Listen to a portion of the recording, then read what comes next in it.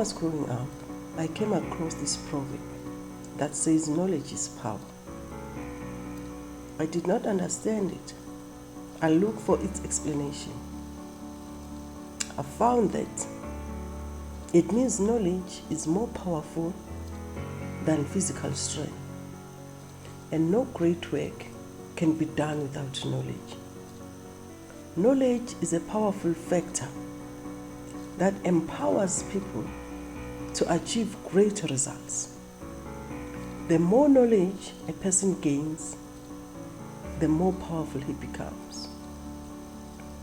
One explained this proverb by saying that knowledge is a true and strong power which always remains with a person in all good and bad times.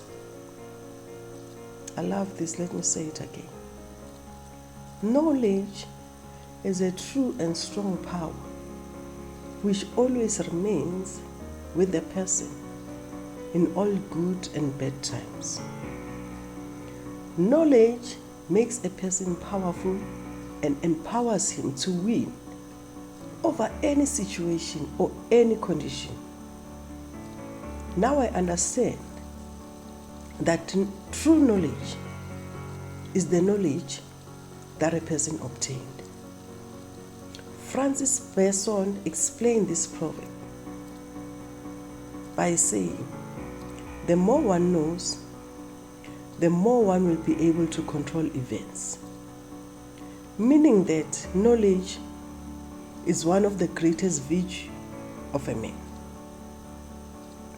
In sociology, the French philosopher Michel Foucault introduced the term power knowledge. According to Foucault's understanding, power is based on knowledge and makes use of knowledge. On the other hand, power reproduces knowledge by shaping it in accordance with its intentions.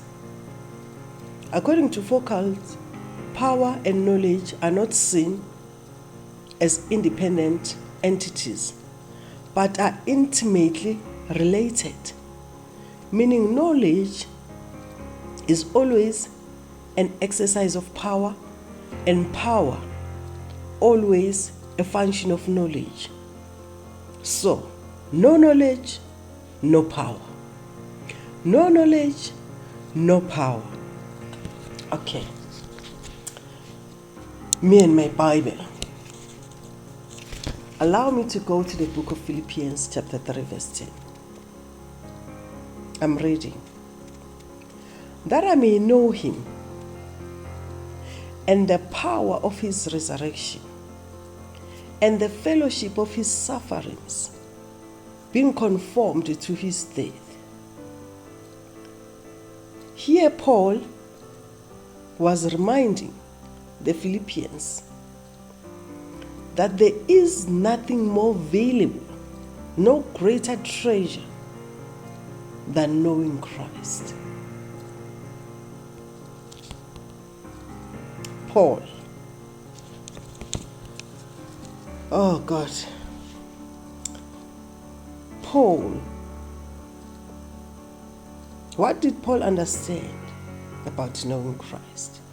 Why was it so important to him to experience the power of his resurrection? What is it, Paul? What is it? What is it about knowing Christ? Paul said he wants to know Christ. What is it like to live a resurrected life? To no longer be in bondage to the flesh. To have victory over the enemy. Paul understood that once you know the resurrected Christ, then you'll be unstoppable. Once you are aware of Christ without any possible doubts, know Christ inside out, know him back to front, be intimately familiar with Christ, will make you stand in a sinking sand. Your prayer should be like Paul, that I may know him. Ask God to reveal Christ to you, to reveal the power that raised him from the dead. Knowing the resurrected Christ will give you power over adversity. It will give you hope in a hopeless situation. It will make you see light in darkness, to speak positively in a negative situation. It is about knowing Christ, experiencing the power of his resurrection. Knowing him and the power of his resurrection will make you walk tall, right in the midst of troubles, because greater is he that is in you than the one in the world. It is the knowledge of Christ that evokes power to reverse the irreversible, power to speak to the dead things in your life and command them to live. It is about knowing Christ and understanding the power that raised him from the dead, that will sustain you in difficulties. It is what you know about the finished work of Calvary that will make you talk back to the devil and say, I know my Redeemer lives, that I may know Christ, that I may experience the power of his resurrection. It is about knowing him. You don't need anything. It is about knowing him. It is about experiencing the power of his resurrection. This should be your prayer, that I may know him. No knowledge, no power, that I may know Christ. As from me, Sandy M, stay blessed. I love you, and look up for my next upload. Thank you.